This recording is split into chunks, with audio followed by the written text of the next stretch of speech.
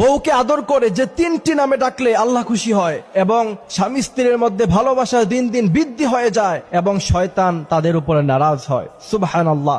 বউকে আদর করে এই তিনটি নামে সবসময় ডাকবেন। আল্লাহ রাসূল সাল্লাল্লাহু আলাইহি ওয়াসাল্লাম আম্মা জানা আয়েশা রাদিয়াল্লাহু তাআলা আনহাকে এই তিনটি নামে তিনি কিন্তু ডাকতেন। আমার ভাইয়েরা, আজকে বিয়ে হওয়ার পরে মডার্ন যুগ, স্ত্রীকে জান বলে ডাকে, তারপর আর কি যেন বেবি বলে ডাকে, অথচ আল্লাহ রাসূল সাল্লাল্লাহু আলাইহি ওয়াসাল্লাম একজন স্বামী হিসাবে ছিলেন সবচাইতে ভালো স্বামী। আম্মা জান আয়েশা রাদিয়াল্লাহু তাআলা আনহা বলতেন, আল্লাহ রাসূল সাল্লাল্লাহু আলাইহি ওয়াসাল্লাম আমাদেরকে যে ভালোবাসা, যে মহব্বত দিয়েছেন, পৃথিবীর কোন স্বামী তার স্ত্রীকে এত বেশি ভালোবাসতে পারে বলে আমার কাছে মনে হয় না। অথচ আল্লাহ রাসূল সাল্লাল্লাহু আলাইহি ওয়াসাল্লাম আম্মা জান আয়েশা রাদিয়াল্লাহু তাআলা আনহাকে বিভিন্ন নামে ডাকতেন।